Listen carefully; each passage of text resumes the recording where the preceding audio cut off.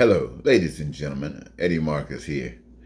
Again, I want to speak a moment on the subject I believe. Once upon a time, there was a belief that I held about my parents. They were the ultimate power. They were the authority in my life. Now, there might have been other mothers and fathers. I don't know, or didn't know. But my mama and my daddy were the ultimate authority. Time passed, and I found out later on that there was a greater authority. It was called the state. That the state really allowed, permitted, perhaps, if you want to look at it like that, the other authority to do what it did, limited and restricted if they so desired. But then, on a wonderful occasion, I guess, I was introduced to another power, a power I could not see, could not touch, could not feel. But the evidence of that power was made known, and it was a spiritual power. And it is the greatest power that I know. But it confirmed that all I am is what I am truly. It is what I am.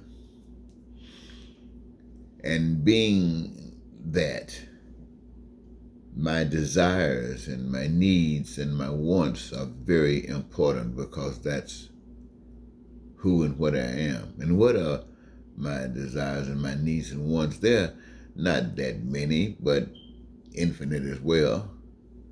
But not to exclude the fact that I would require food and clothing and shelter. Food as I desired, the shelter just like I wanted. A mansion like if I so desire, or maybe a tent. I believe that every individual on earth wants to have that satisfaction. Now, when I speak of me, I'm not talking about a belief. I'm telling you what I want, what I require. And I believe that it's not standing alone.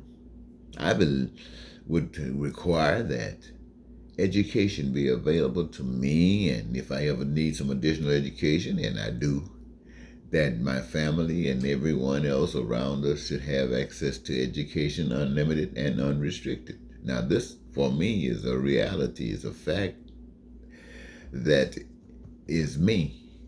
And I believe that there are others all over the earth. In fact, I believe every human being on the face of the earth, given the opportunity to say whether they would or would not, would all concur that education they would accept. And from that, we would say health care. Health care from the womb to the tomb. We all know why. We all know why. And so, this is me. And I believe that every human being on the face of the earth would be approvable for something of this sort. Why doesn't exist? It alone would promote peace and prosperity and freedom and joy and fulfill dreams for everybody on earth. Their needs, their wants, and their desires would be met at their pleasure. And it would be guaranteed because of the resources that exist upon the face of the earth due to that power that I mentioned earlier, that spiritual power that it couldn't see, can't touch, couldn't feel. But this earth that we walk upon, the things that we see, touch, and feel do, our existence of our power that we can't see, can't touch, and feel, gotta be spiritual. It's not me, it's not you, it's not mankind. All of us are creatures. And so if the created guidance for me is that we should live in peace and be prosperous and be free, then this is what I come to tell you, that we should do this.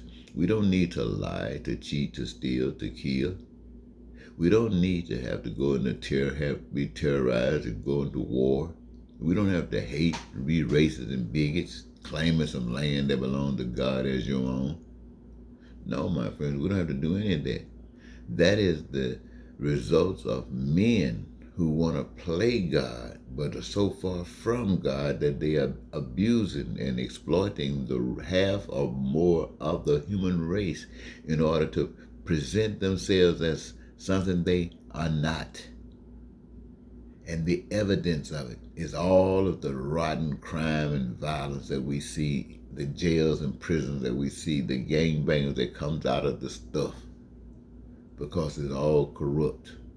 It's all a deceptive acts to disrupt the peace, the heaven on earth. So I want to thank you, ladies and gentlemen, for giving me this, your 7 minutes of time, to just share this with you, to say that it is existing and we can stop it any time we want to wake up. We have to wake up and be careful who we give our allegiance to, and we give our allegiance to first ourselves, and by honoring the power that gave us life. And we honor that by respecting all of the life that has been given by that same power as if it was our life. We look after one another, take care of one another.